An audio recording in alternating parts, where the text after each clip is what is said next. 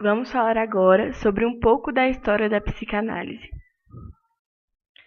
Essa é uma atividade para a disciplina de Tecnologias e Práticas Educativas da PUC Minas, que foi realizada em outubro de 2018 pela aluna Ana Luísa de Melo Lopes. A melhor forma de começar a falar sobre a psicanálise é falar sobre Freud, que foi quem desenvolveu a teoria e aprofundou ela. Freud viveu de 1856 até 1939, nasceu em Freiberg, na Morávia, atual República Tcheca, mas quando tinha 4 anos se mudou para Viena. Os membros da família de Freud eram considerados pobres para a economia da época e do contexto em que ele vivia. Além disso, eles eram judeus, mas não praticavam os ritos com tanto extremismo. Jacob Freud, que era o pai de Freud, o deixou crescer praticamente sem nenhuma imposição de religião. A partir disso, durante toda a vida de Freud, ele declarou ser ateu e expôs seu ateísmo, apesar das suas influências judaicas do pai e católicas da babá, com quem ele sempre ia às missas da igreja. Inicialmente, Freud não se interessou pela carreira de médico, mas acabou ingressando na medicina por ter alguns interesses humanitários. Ele se tornou um médico neurologista e começou seus estudos em medicina no ano de 1873. O período que antecedeu as elaborações concretas da psicanálise é conhecido como período pré-psicanalítico. Esse período durou de 1877 a 1896. As principais características desse período são que Freud ele foi apresentado ao mundo do inconsciente em 1885 ao conhecer o neurologista francês Charcot, que usava da hipnose para tratar a histeria e outras condições mentais que eram consideradas anormais, distúrbios mentais e etc. Ele estudou com Charcot, se interessou muito pelo método que ele usava e retornou a Viena com todo esse conhecimento e ansioso para poder aplicar. Outro fator que foi muito importante para essa caminhada de Freud foi ele ter conhecido o Joseph Breuer, que se tornou seu amigo e também era médico. O Breuer era 14 anos mais velho que Freud e um dos seus principais tratamentos foi o da paciente Ana O. Ana O tinha sintomas de histeria e Breuer tratou dela a partir também da hipnose. E ao tratar dela, ele compartilhava todas as suas experiências e conhecimentos com Freud, que se aprofundou no caso da Ana O, apesar de nunca ter tratado ela diretamente, e usou ela realmente como uma forma de se aprofundar nesse conhecimento da hipnose e do inconsciente e das histerias. Freud, então, abre um consultório na sua casa e começa a tratar principalmente mulheres histéricas a partir do uso da hipnose como tratamento por meio da catarse. A catarse consistia em uma liberação da emoção que causava o fim dos sintomas que aquelas mulheres, no geral, estavam sentindo. Ele usava a hipnose para questionar a origem dos sintomas, o que possibilitava o fim deles. Além disso, ele também usava da eletroterapia. No meio dessas experiências, ele continuava com sua parceria com Breuer e nesses estudos eles publicaram Estudos sobre a Histeria, em 1895.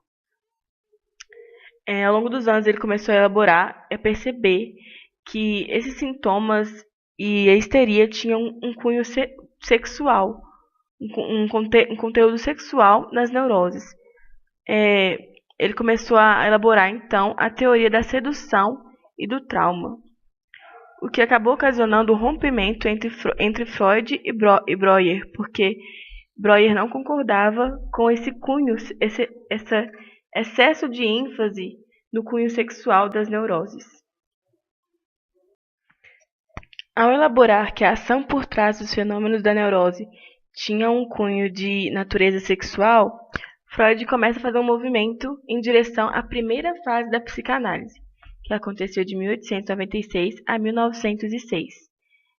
Ele faz uma série de mudanças durante esse período, que podem ser citadas como, por exemplo, o abandono progressivo do método cartático, que foi usado durante o período pré-psicanalítico, e uma substituição pela análise do psiquismo.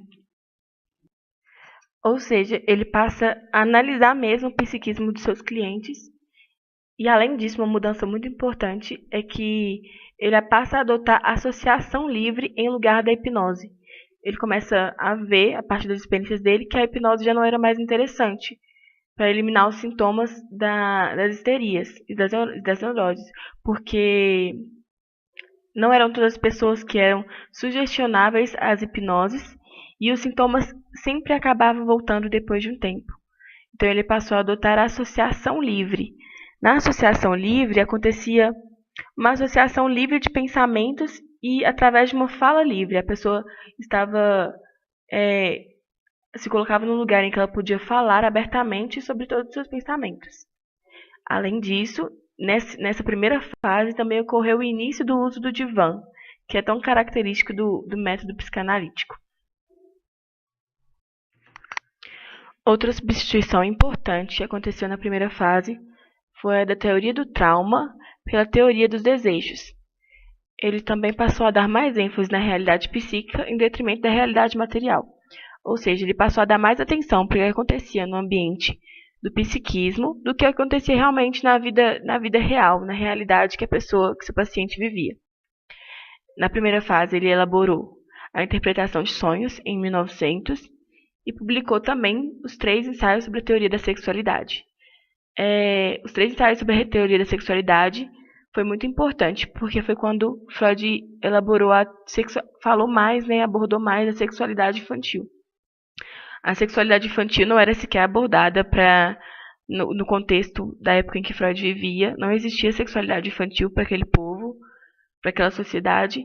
Então, essa elaboração causou muito escândalo e muitas críticas a Freud. Muitas pessoas o contestaram e ele recebeu muitas críticas por causa disso. Além disso, foi o momento em que houve mais reunião de jovens médicos para aprender a psicanálise. Então, aquelas pessoas que estavam interessadas em aprender esse método passaram a se reunir com Freud para conhecer mais da psicanálise. Todo esse movimento de sexualidade infantil e mais estudos proporcionaram a chegada da segunda fase da psicanálise, que aconteceu de 1907 a 1925. O momento foi caracterizado pelo aprofundamento de teoria, publicações e expansão territorial da psicanálise, ou seja, ela ficou mais conhecida do que ela já estava sendo, né? Novos cientistas e novas pessoas passaram a aderir à psicanálise. Uma dessas pessoas que conhece a psicanálise através de um professor é Jung. Jung vai até Viena para poder conhecer Freud e conhecer mais da psicanálise. Na segunda fase, Freud é convidado para ir aos Estados Unidos e lá ele pronuncia as 5 lições de psicanálise em 1910, que depois disso virou uma publicação, né? Foi publicado e virou um livro.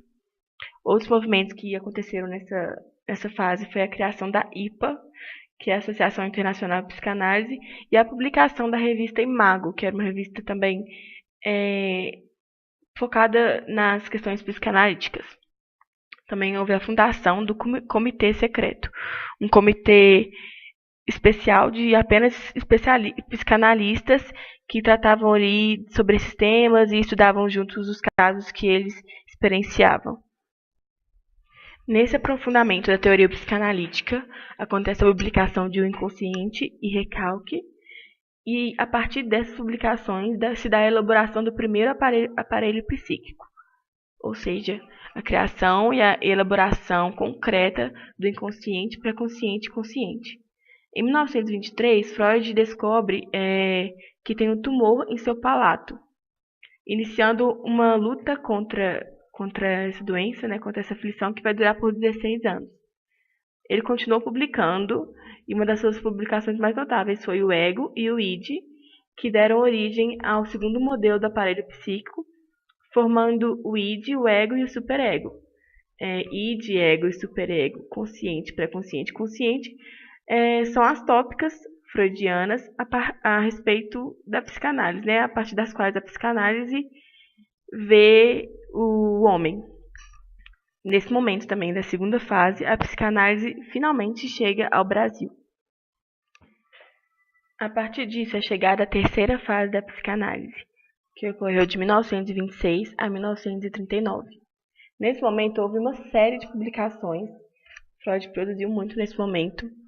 Entre elas, as mais conhecidas e mais importantes é o Mal-Estar na Civilização, de 1930, e Moisés e o Monoteísmo, que foi o último escrito de Freud em 1939. Além disso, pensando na psicanálise no Brasil, a gente observa que em 1926 houve a criação da Sociedade Brasileira de Psicanálise em São Paulo, que também foi a primeira da América Latina. Um ano após, em 1928, foi criada a Revista Brasileira de Psicanálise. O ano de 1935 é caracterizado por um grupo intenso de psicanalistas ao redor de todo o mundo. Em praticamente a maioria dos países já tinha psicanalistas atuando e usando esse método. Porém, durante a Segunda Guerra, com o avanço dos nazistas, o que foi observado foi que os livros de Freud foram queimados, muitas vezes em praças públicas, e abolidos dos países nos quais o nazismo chegou e alcançou. Um desses países, né, uma dessas cidades, foi Viena, onde Freud habitava, e o que propiciou o refúgio dele em Londres. Ele teve que se refugiar em Londres em 1938 e ficar lá até o fim de sua vida. Então, Freud, o pai da psicanálise, morreu em 1939, aos 83 anos, em Londres, por meio de um suicídio assistido, com autorização de sua filha Anna Freud. Ele já estava doente há um bom tempo, apesar de continuar com seus atendimentos e publicações, e ele teve essa decisão mesmo de tirar a própria vida.